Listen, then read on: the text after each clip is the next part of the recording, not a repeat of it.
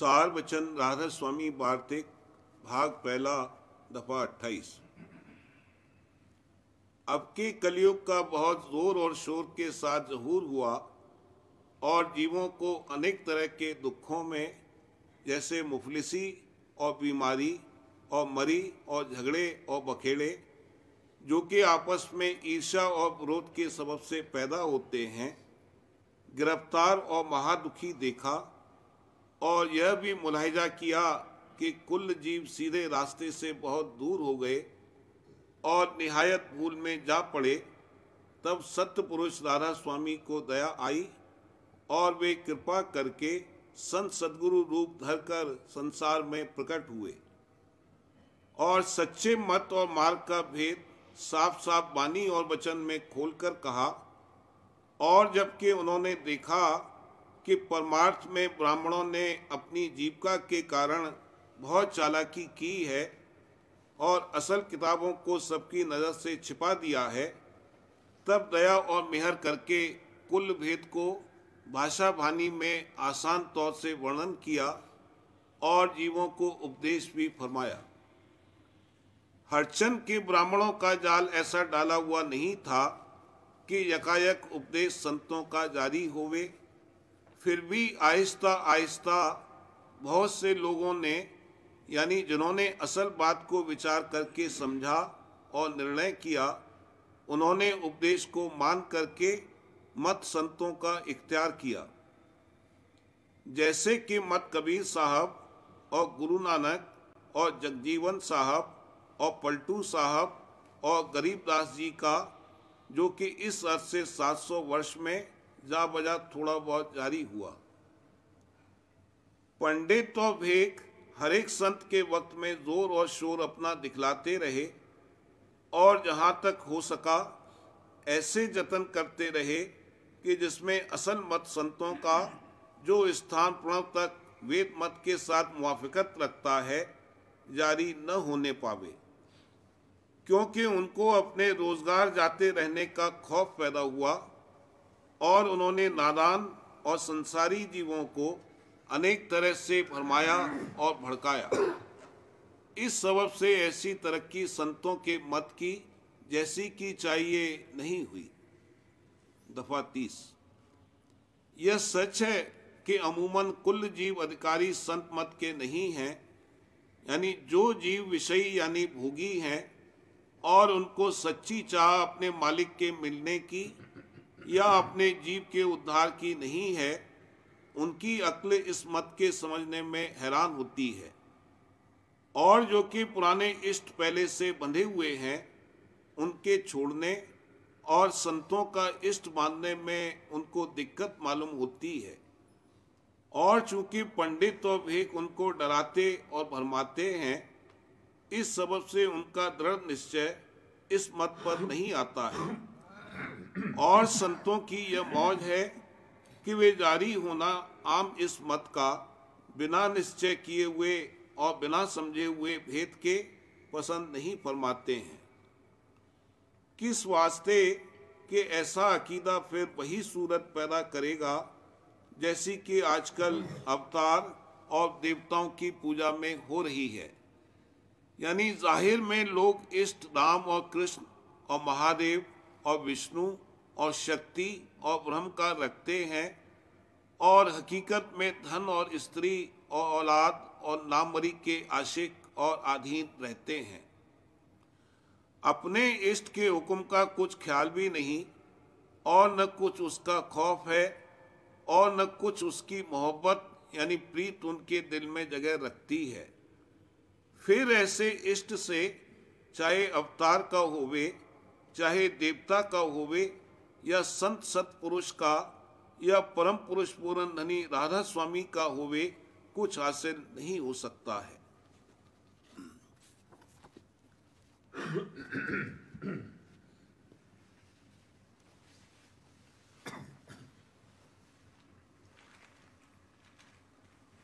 बचन बाबूजी महाराज, चौथा भाग, सिलसिला वचन 70।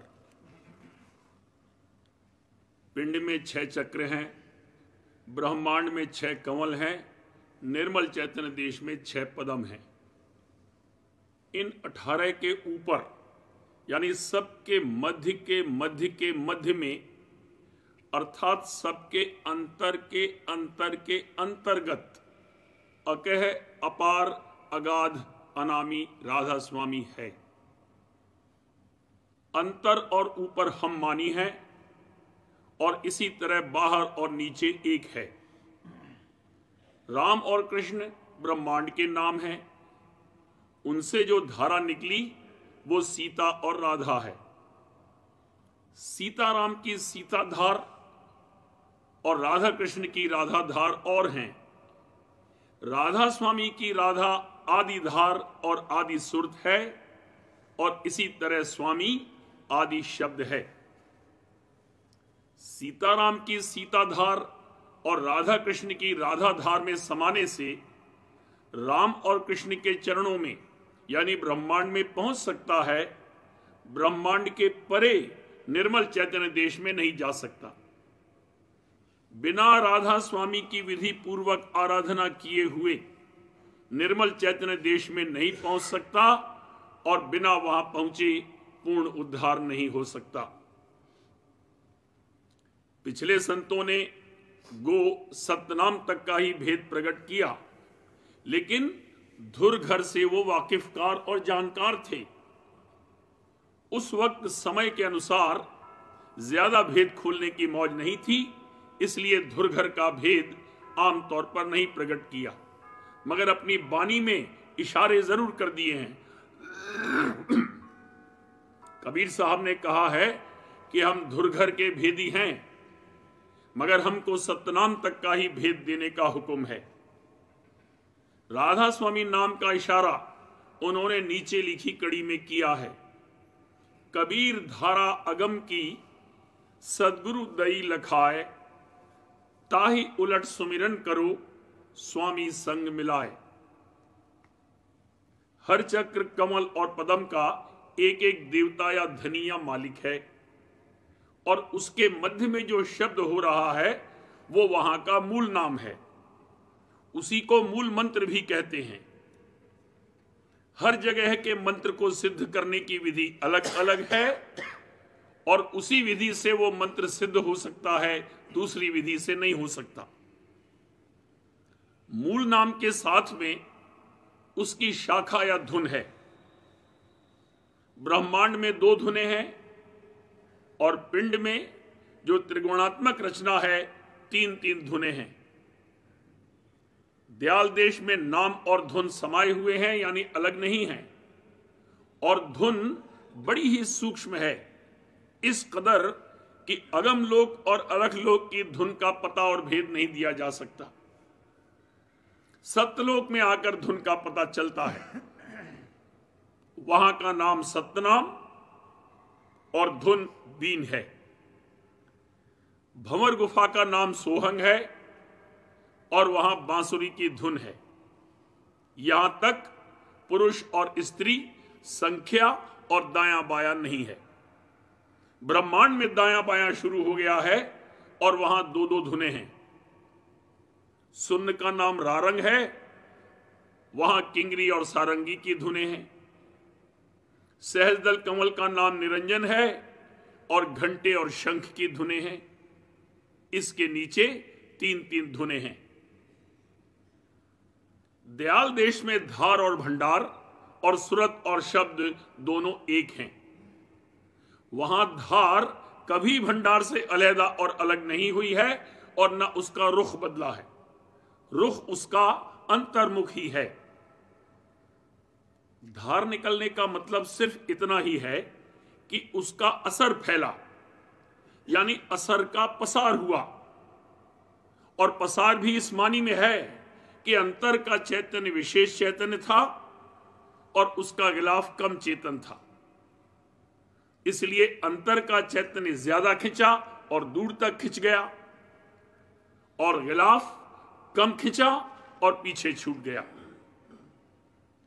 जैसे 2 नावें एक ही तरफ चल रही हों, मगर एक ज्यादा तेजी से चलती है और दूसरी कम चलती है, तो वो पीछे छूट जाती है और मालूम होता है कि वो उल्टी तरफ चल रही है। वो हकीकत में ऐसा नहीं है। उसी तरह से गिलाफ खिंचा तो अंदर ही की तरफ, मगर चूंकि कम चेतन था इसलिए कम खिंचा और पीछे छूट गया। इसी को पसार और असर का फैलना कहा है। दयाल देश में रुख नहीं बदला, जहां से रुख बदला वहां से अंधेरा और उपाधि और खराबी पैदा हुई। दयाल देश में केवल चैतन्य ही चैतन्य और प्रेम ही प्रेम है। उसके दर्जे और जोर यानी विशेषता में तो फर्क है, मगर उसकी जात और जौहर में फर्क नहीं है, यानी किसी तरह की मिलौनी नहीं है। जैसे 100 बत्तियों की रोशनी और 1000 बत्तियों की रोशनी के प्रकाश में कमी बेशी का फर्क जरूर है, मगर अंधेरी किरणियां शामिल नहीं है। समर्थता और बल में फर्क है, दोनों एक नहीं है। समर्थ केवल पुरुष है या उसकी अंश सुरत भी समर्थ है। समर्थ होने के ये मानी नहीं है कि ऊट पटांग कार्रवाई की जाए। जैसे किसी ने कहा कि अगर मालिक समर्थ है तो ये क्यों नहीं कर देता, वो क्यों नहीं कर देता, अथवा ये कि सामने चिड़िया बैठी है उसको उंगली बताई जावे और वो मर जावे तो समर्थता जानी जाए। ये मूर्खों की मूर्खता और नादानी की बात है। मालिक समर्थ है, सब कुछ कर सकता है, मगर वही काम करता है जिसमें कुल रचना को बेहतरीन फायदा और नतीजा हासिल हो। समर्थता इसका नाम है